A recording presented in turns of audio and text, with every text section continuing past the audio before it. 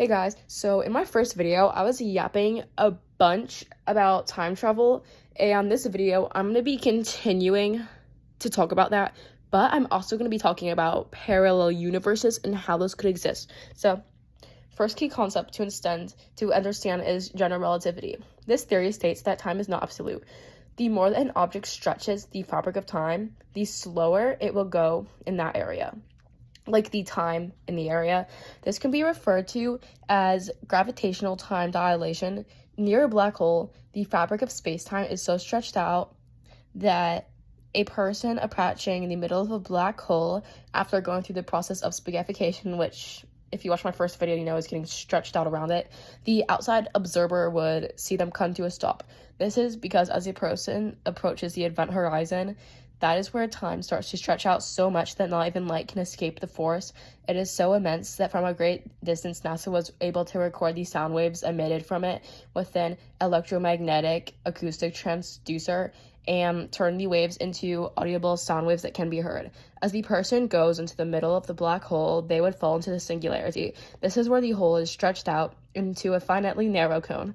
From their perspective, time would theoretically be normal, not proven, because nobody's been in the middle of a black hole, but theoretically it should. But there's an idea that black holes could lead to wormholes. A wormhole is a theoretical passage through space-time that could be equipped for time travel. There is maths to back this up, and it is big in theoretical physics. However, the wormhole would need to be stable enough and not collapse, and that also depends on quantum gravity. There is also theories that wormholes collapse immediately, making it impossible for us to enter. Paradoxes are also a huge component in this, like with time travel. So, kind of like the grandfather paradox, it shows an error because people could prevent their own existence, and this is unless there's multiple parallel universes. Okay, so our universe has a finite amount of outcomes in it. For instance, you flip a coin and receives heads in this universe. In the next one, you could receive tails. Every action would have a different outcome in the universe. Now, the Einstein-Rosen bridge could lead more so to going to parallel universes instead of time travel. Now, to exit the wormhole, the person could go through a white hole, which is the opposite of a black hole. It repels all matter. Watch me try to pronounce this, the Rensselaer-Nordström metric implies that a white hole could be connected onto a black hole through a white hole. And there are still problems with this, though.